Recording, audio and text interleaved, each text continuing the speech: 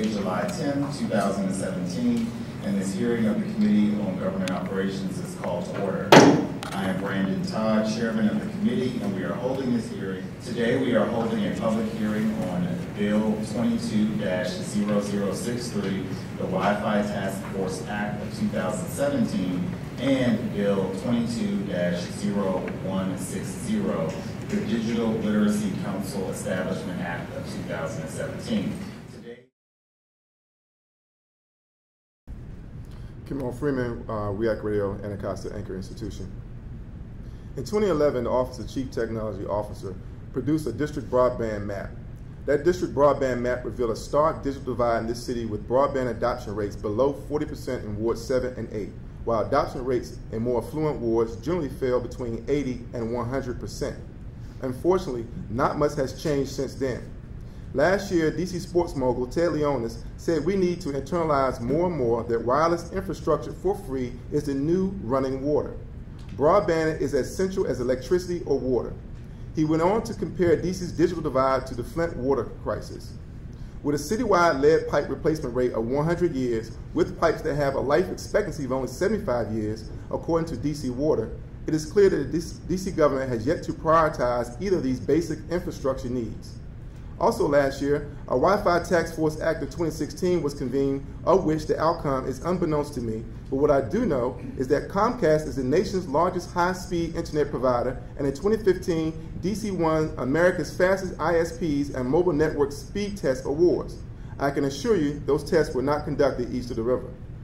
REACT Radio, DC's best social justice radio station in 2017 by the Washington City paper, is located in Anacostia, and even with Comcast as our service provider, it is often unreliable and results in impeded broadcasts and several technician visits a year. I have been informed on more than one occasion by Comcast technicians that our service problem issues are a result of a bottleneck of service availability east of the river that is inferior to that of the rest of the city. This seems to be a constant theme in our city's history. With the FCC's renewed attacks on net neutrality, which are supported by Comcast and Verizon, the two largest internet providers who have a vested interest in creating a toll road for internet speed and access, I would like nothing more than to support a local internet provider like DC Access. As a small business themselves, I believe they do understand how crucial consistent and reliable internet connectivity is to our bottom line.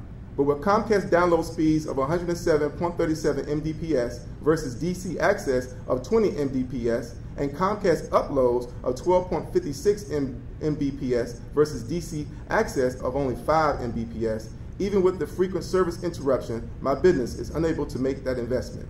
With our efforts to renovate our basement to create the only bookstore east of the river, these issues will only increase.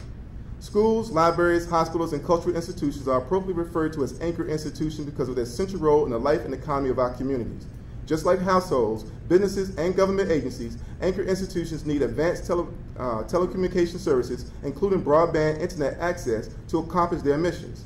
Therefore, it is reasonable to conclude that anchor institutions ought to have a priority position in broadband promotion policies, and with respect to any funding that may be available to promote broadband. Broadband internet access is a basic infrastructure and contributes significantly to economic growth. That means that when economic conditions leave some communities or segments of our population unserved or underserved by broadband, public policy has an obligation to address these digital divides, and addressing those digital divides may require public investment.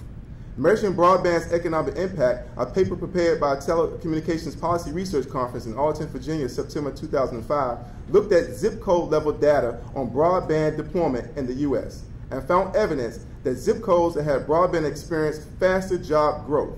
With the unemployment rate east of the river nearly twice that of the national average, it begs the question, why hasn't DC Canada, under the Office of Chief Technology Officer, fully implemented and shared its high-speed internet service with anchor institutions and the community at large in underserved areas? Does the largest internet providers play the same role locally as they do in the national fight for net neutrality? At the turn of the 20th century, the world's most underrated inventor, Nikola Tesla, who was a true inventor of radio, had a vision of a global wireless transmission tower that would supply the world with free electricity. When his funder, J.P. Morgan, discovered that it was a free service and the invention could not be commodified, it was eventually destroyed, and so was Tesla's career and his name. I hope in this case that history is no longer prologue and we can learn from our past of exclusion, for a future that includes all of our citizens to expand broadband access and improve digital literacy. Thank you for your testimony, Mayor.